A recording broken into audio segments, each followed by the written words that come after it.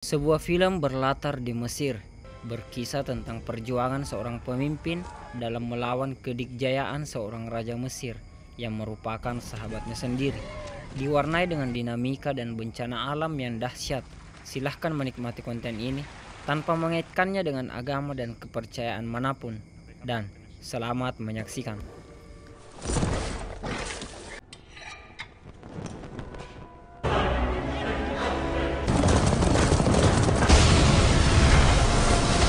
Tahun 1300 sebelum Masehi, selama 400 tahun, bangsa Yahudi diperbudak oleh bangsa Mesir. Mereka membangun patung-patung kota dan membuatnya dengan sangat megah. Di dalam istana kerajaan Mesir, terlihatlah Fir'aun Seti sedang memimpin rapat bersama para bawahannya yang sedang membahas soal ancaman bangsa Ket yang kini mendiami lembah dekat wilayah mereka. Di rapat itu duduk dua orang pejabat terhormat yang ternyata adalah Ramses, yaitu putra dari Raja Seti, dan yang satunya lagi adalah Musa, yang merupakan sepupu Ramses yang kini menjabat sebagai panglima perang Mesir. Seti yang mewaspadai bangsa Het mengundang para dukun kerajaan untuk meramal seperti apa keadaan jika Mesir berperang melawan bangsa Het. Para dukun itu pun melakukan ritualnya. Terlihatlah seekor unggas putih di atas meja. Namun dukun itu tidak memberikan jawaban pasti. Sejauh yang dia tahu, nanti ketika perang berlangsung, maka akan muncul seorang yang kuat yang akan menyelamatkan raja, yang mana sosok itulah yang kelak akan menjadi pemimpin.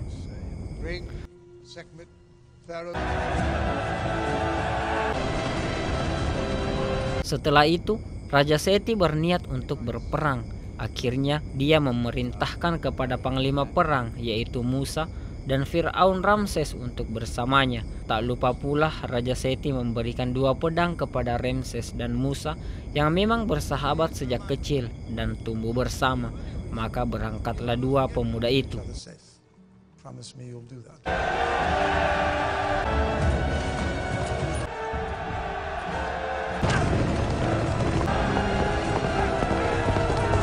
Setelah tiba di pemukiman bangsa Het, tanpa basa-basi, pasukan Mesir pun menyerang.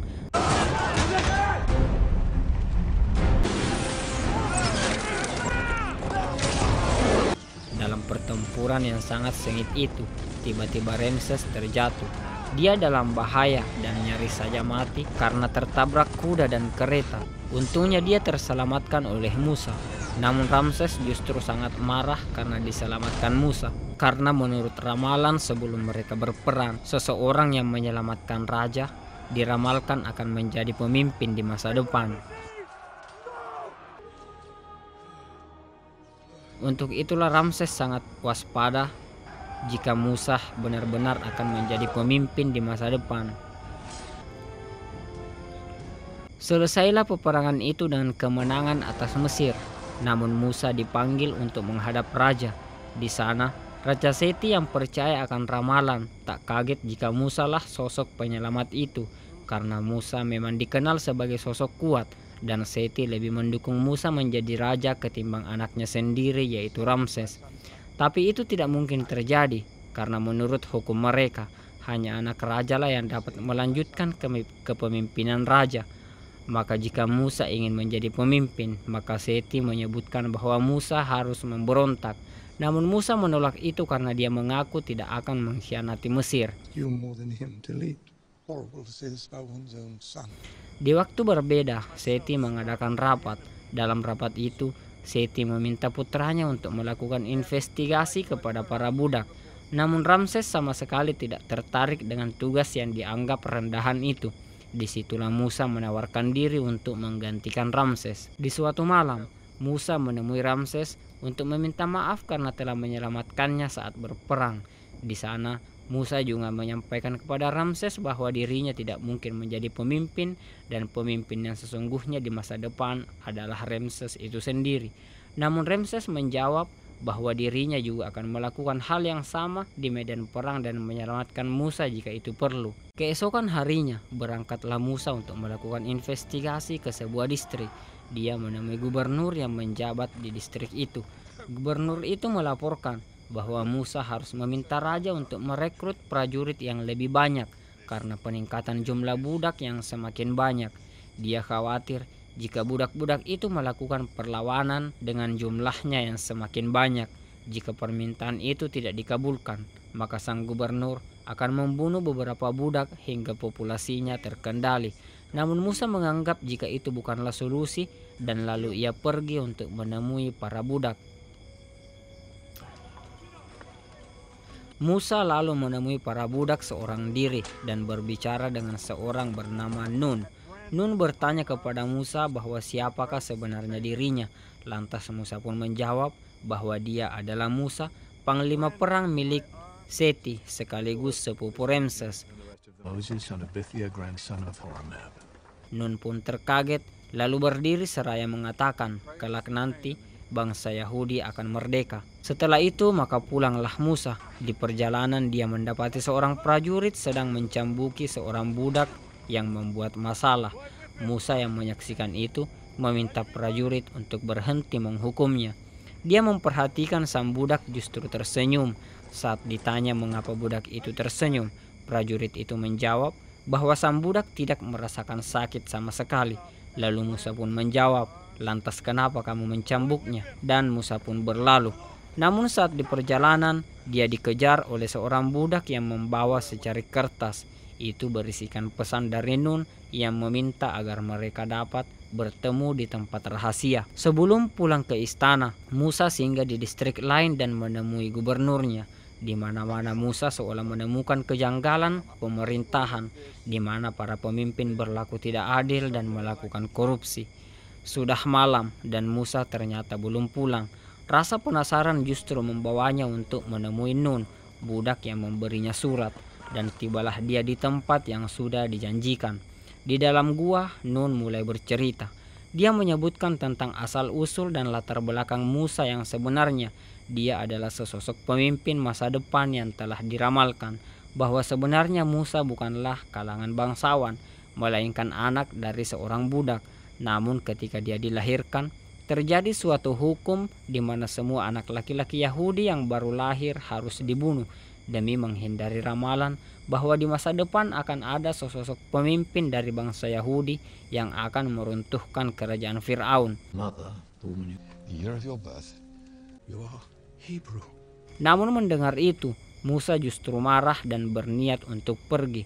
Namun Nun mempengaruhinya dan mengatakan, jika kau pergi, maka kau pasti akan kembali lagi ke sini demi menuntaskan keresahan hatimu.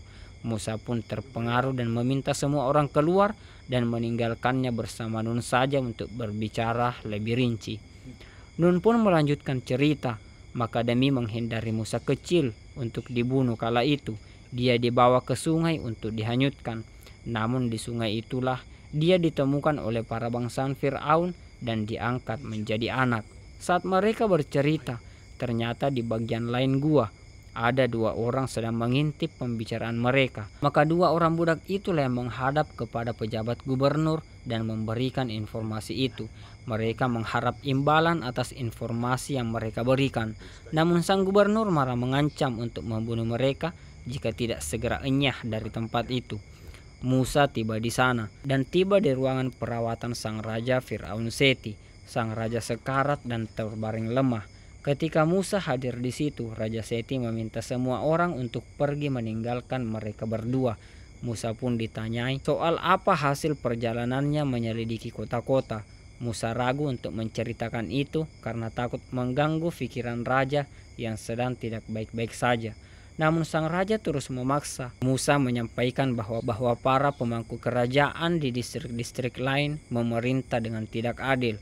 Raja Seti yang mendengar itu hanya bersedih dan mengatakan, begitulah para pemimpin yang serakah, dan mengatakan beberapa orang yang berambisi menjadi pemimpin adalah calon-calon pemimpin buruk, sementara orang-orang baik biasanya justru menolak untuk menjadi pemimpin. Itu ia ucapkan karena tahu bahwa Ramses ada di sana untuk mendengarkannya kepadanya dan sengaja untuk menyinggung Ramses. Sang Raja Seti pun meninggal lalu dimumikan. Ramses, sang anak raja, akhirnya bermahkota dan menduduki singgasana. Disaksikan oleh seluruh rakyat Mesir.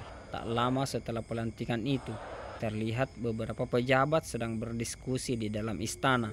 Mereka membahas soal tata letak dan monumen yang akan dibangun di pelataran istana. Namun saat itu terjadi, seorang pembawa pesan datang untuk menyampaikan bahwa Gubernur Paitam, yaitu pejabat yang ditemui tempo hari oleh Musa, datang untuk menemui Raja Fir'aun Ramses. Gubernur itu pun diizinkan masuk. Namun ketika di dalam, Paitam meminta semua orang untuk keluar. Si Paitam ternyata adalah gubernur yang mendapatkan informasi dari dua pengkhianat dari bangsa Yahudi. Semua orang pun keluar dan tersisa Paitam dan sang raja. Langsung pada malam itu juga, Ramses kemudian memanggil Musa dan mengatakan ada masalah buruk. Ramses mulai membicarakan yang dia dengar dan Musa menyangkal itu. Hingga akhirnya Ramses memanggil Bitia yang dianggap sebagai ibunya Musa dan Maryam yang merupakan pengasuhnya. Ramses akan memenggal dengan Maryam jika dia menjawab tidak jujur saat ditanya. Maryam yang melindungi Musa bermaksud untuk terus mengelak. Namun Ramses sudah siap untuk memotong tangannya. Sementara Musa dan siapapun yang ada di situ tidak bisa apa-apa.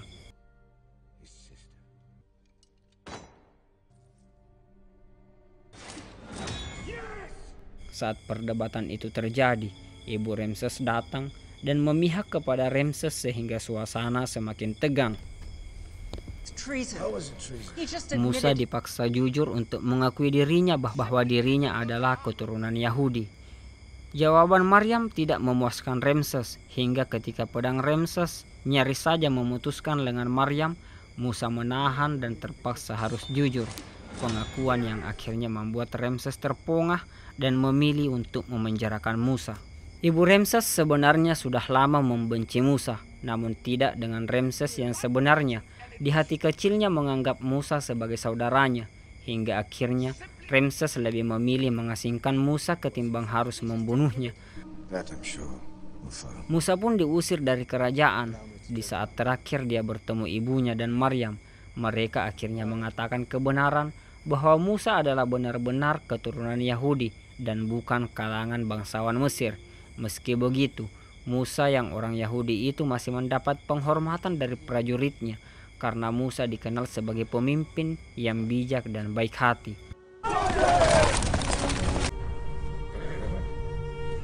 Musa pun pergi entah kemana seorang diri di padang pasir. Di sana dia menyadari jika ada sesuatu di punggung kudanya. Setelah diperiksa ternyata itu adalah pedang miliknya. Entah siapa yang telah berbaik hati menyelipkan itu.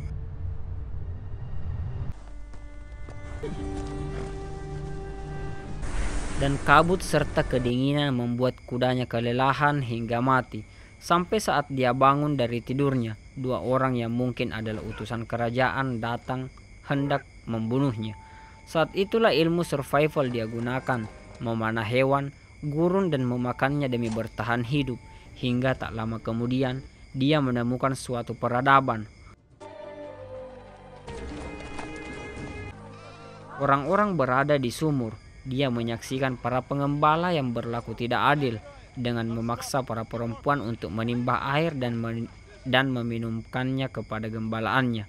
Namun Musa yang kehausan tidak memperdulikan itu hingga seseorang menyinggungnya.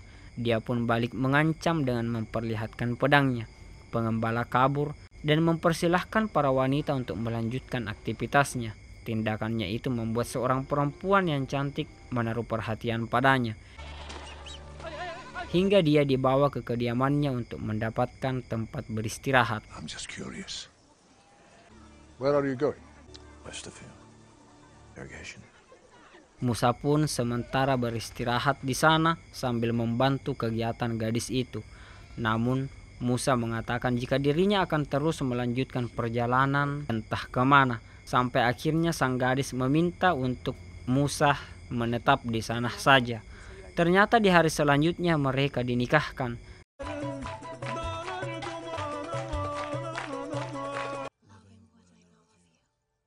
This is my husband. Dan kehidupan terus berlanjut hingga 9 tahun kemudian. Berpindah ke Mesir di kerajaan Fir'aun. Terlihat para budak melakukan rutinitas, yaitu bersujud kepada Ramses di setiap ujung waktu.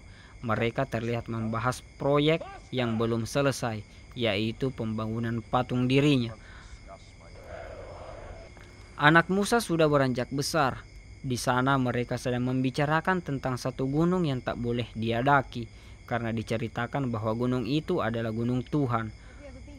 Musa hanya tertawa karena dia adalah orang yang sejak dulu tidak percaya dengan yang gaib-gaib. Namun di suatu maghrib, gembalaannya justru mendaki gunung terlarang itu hingga Musa mengikutinya. Malam berhujan dan petir, dan dia masih di sana.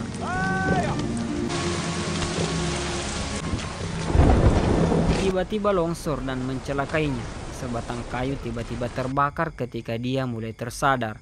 Lalu seorang anak tiba-tiba muncul di hadapannya. Anak itu mempengaruhi Musa untuk bangkit dan mengumumkan perang. Who are you?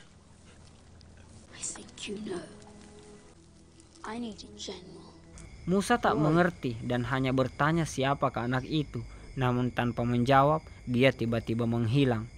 Untungnya Musa selamat. Dia sudah di kamar, namun dalam keadaan sakit dan menggigil. Untuk pertama kalinya Musa merasakan takut. Dia terus menceritakan apa yang dia lihat. Tentang badai, api dan anak kecil. Tentang perintah untuk memerangi kezaliman. Sampai pada saat akhirnya dia kembali pulih.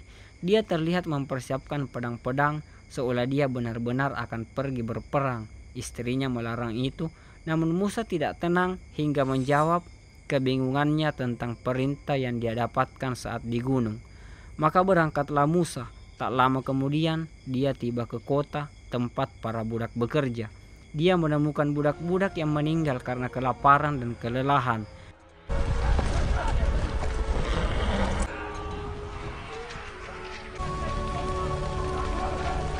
Hingga akhirnya tibalah dia di gua. Di saat ada Nun, dan mungkin sejak saat itulah Musa mengerti akan misi dan tujuan yang sebenarnya. Di suatu malam dia berhasil menemui Ramses di peternakan kudanya. Di sana Musa mengingatkan soal dua prajurit utusan kerajaan yang menginginkannya mati. Namun Ramses mengelak. Ramses justru mengaku sangat senang mengetahui jika Musa masih hidup. Musa datang hanya untuk memperingatkan bahwa Ramses harus menghentikan perbudakan, karena jika tidak, maka Tuhan akan menghukumnya. Ramses mengelak dan mengatakan bahwa kerajaan semakin membaik di tangannya. Musa mulai marah mendengar itu, karena Ramses telah berlaku jahat hingga banyak budak yang mati karena kelaparan dan kelelahan. Tapi Ramses memang lebih menganggap budak itu seperti binatang ketimbang sebagai manusia. Musa akhirnya pergi setelah memperingatkan Ramses untuk berlaku adil sebagai raja. Do not call them animals! Hal itu membuat Ramses mengadakan rapat paripurna keesokan harinya. Di sana, dia menyampaikan perintah untuk membunuh Musa. This is not his family. Where's Moses? Tak butuh waktu lama, para prajurit menyisiri kota, mencari Musa dari rumah ke rumah para orang Yahudi. Namun mereka semua pulang tanpa hasil, yang membuat Ramses murka dan mengumumkan bahwa siapapun yang melindungi Musa, maka akan dihukum mati seperti 3 orang di hadapan mereka. Di malam itu juga, terlihat siasat mulai dijalankan. Beberapa budak mulai mengelompokkan diri, dan besi-besi mulai ditempah di tempat rahasia. Bahkan latihan memanah mulai dilakukan. Di malam-malam tertentu, Musa mulai memberi pengetahuan berperang dan membakar semangat para Yahudi untuk melawan demi memerdekakan diri. For freedom, we must force them. Di suatu malam, minyak disiramkan di semua pelosok gudang penyimpanan gandum milik Mesir, lalu api pun dinyalakan. Tak hanya itu, di dermaga pasukan Musa juga menghabisi perahu-perahu Ramses. Dari istananya, Ramses hanya melihat kebakaran api yang melalap kotanya di mana-mana. Namun kejadian itu membuat prajurit Mesir mendatangi perumahan Yahudi dan membakar semua tanpa kecuali, yang membuat banyak orang-orang tak berdosa harus mati, bahkan anak-anak. Namun di malam selanjutnya terlihat di sungai buaya-buaya raksasa berkeliaran dan menghabisi siapa saja yang ada di lautan.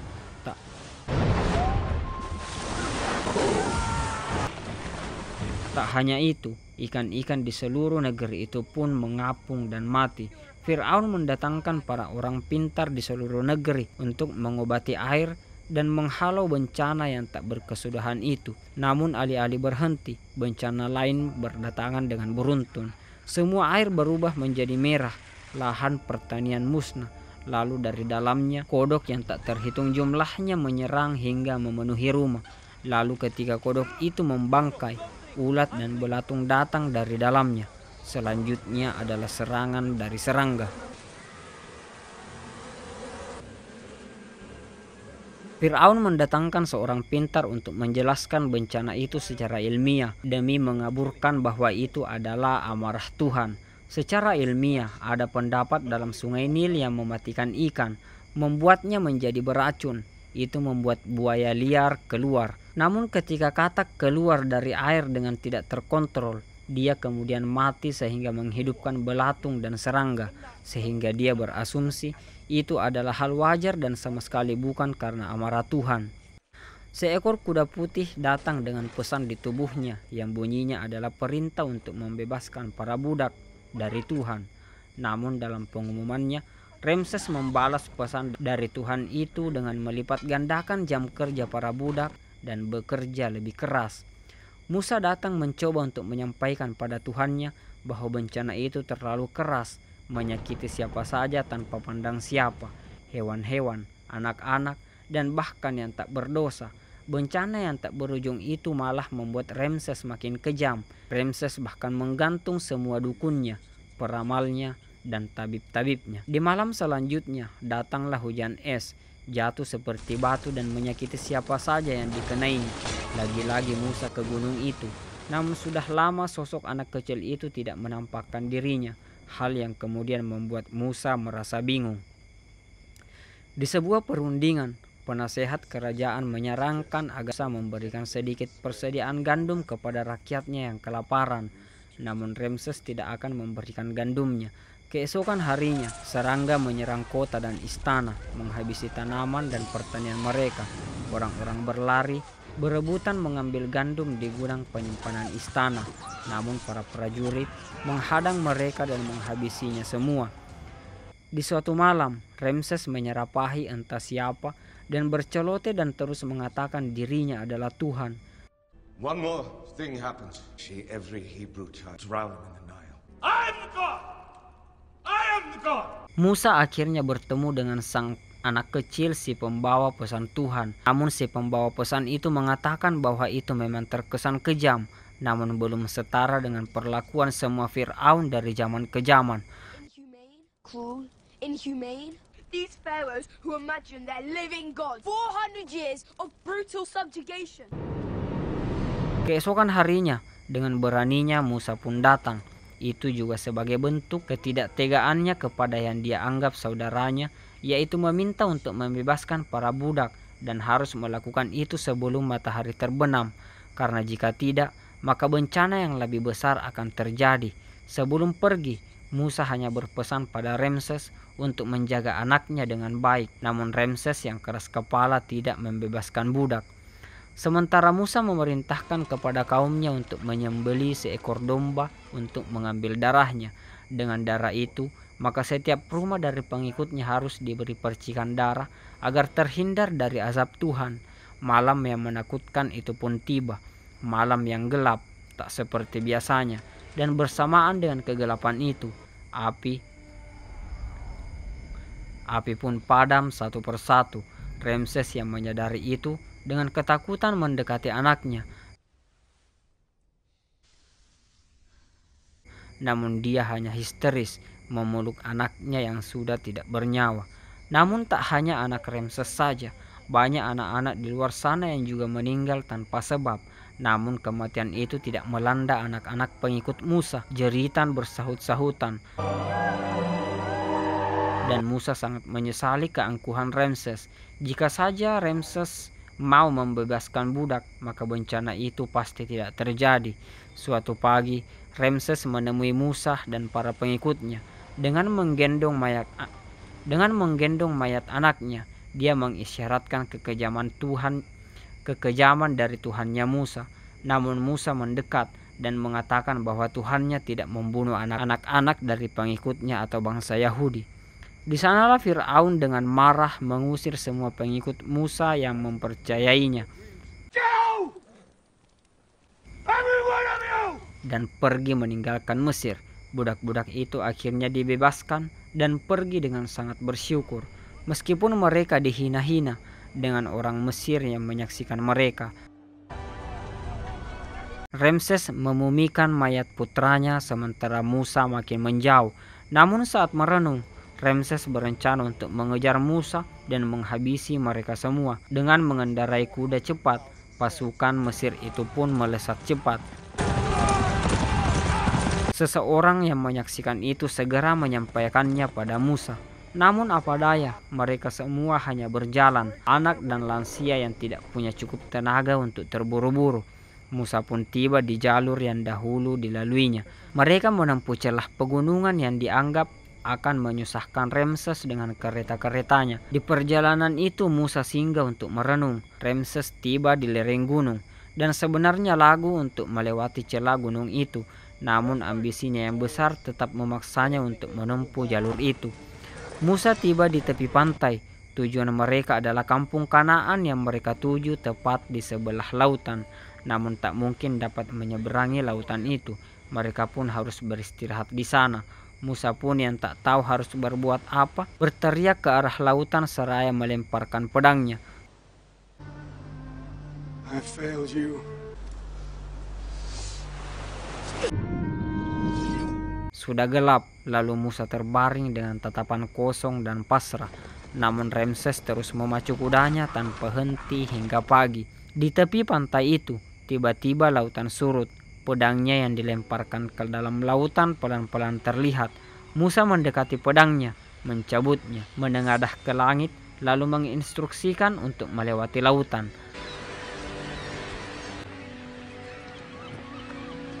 Namun seseorang yang bimbang dan tak percaya lantas menolak dan mengaku tidak akan mengikutinya. Perintah menyeberangi lautan tidak ubahnya cambukan Fir'aun yang amat kejam. Namun itu satu-satunya jalan yang diyakini Musa. Tak menunggu lama, kabar itu tersebar dan menggerakkan semua orang untuk menuju lautan. Namun bersamaan dengan itu, air laut terus surut, meski beberapa harus berjuang terlonta-lonta. Pasukan Ramses sudah ada di lereng gunung. Seorang panglima memberi isyarat untuk menurunkan laju mereka mengingat medan yang sangat berbahaya. Namun Ramses tidak memperdulikan bahaya itu. Kecepatan terus dipacu hingga beberapa di antara mereka harus terjatuh. Bahkan tak lama kemudian bukitnya runtuh akibat getaran itu. Namun kejadian itu tidak menyurutkan ambisi Ramses untuk mengejar. Sementara Musa dan pengikutnya sudah berada di tengah lautan yang mengering. Pengikut Musa melihat Ramses dan pengikutnya makin mendekat, sehingga mereka mulai tergesa dan berlarian.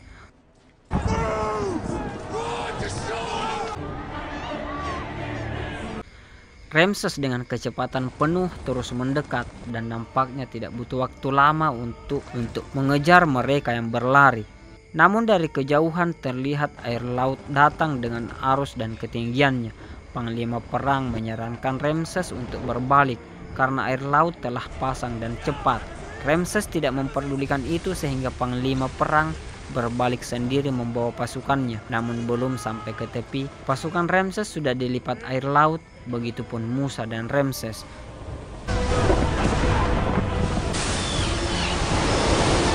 Namun pengikut Musa masih sempat menyelamatkan diri, tiba di tebing sebelum laut dipenuhi lagi airnya.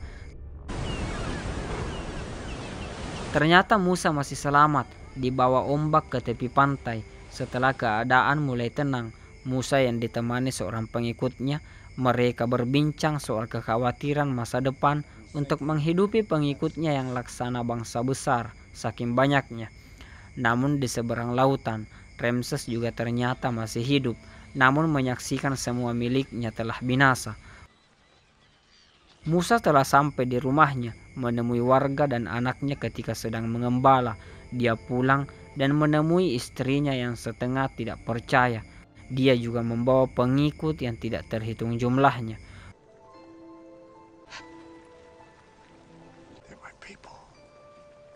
Musa menuju puncak gunung dan masuk ke sebuah gua bersama si pembawa pesan.